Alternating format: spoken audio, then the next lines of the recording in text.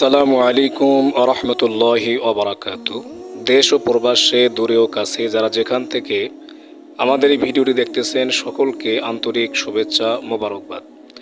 সম্মানিত প্রিয় দিনী ভাই ও বোনেরা, এই পৃথিবীর পার্থিব জগতে চলতে ফিরতে আপনি কি ডিপ্রেশনে পড়ে যাচ্ছেন?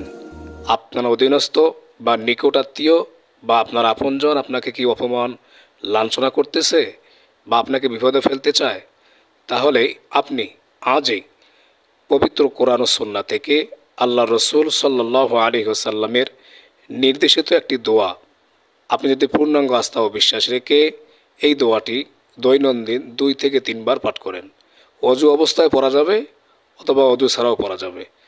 এই দোয়াটি পড়লে আল্লাহ তাআলা আপনাকে সকল প্রকার বিপদ আপদ থেকে, অপমান অপদস্থ লাঞ্ছনা থেকে হেফাজত করবেন ইনশাআল্লাহ।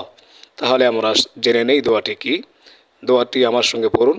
আল্লাহুম্মা ইন্নী আউযু বিকা মিনাজ জিল্লাহ, আল্লাহুম্মা ইন্নী আউযু বিকা মিনাজ জিল্লাহ। নিত্য নতুন ইসলামিক নতুন দোয়া এবং আমল পেতে এবং ইসলামিক মোটিভেশন ভিডিও পেতে অবশ্যই চ্যানেলটি আপনারা সাবস্ক্রাইব করবেন, লাইক কমেন্ট শেয়ার করে পাশে থাকবেন। ধন্যবাদ।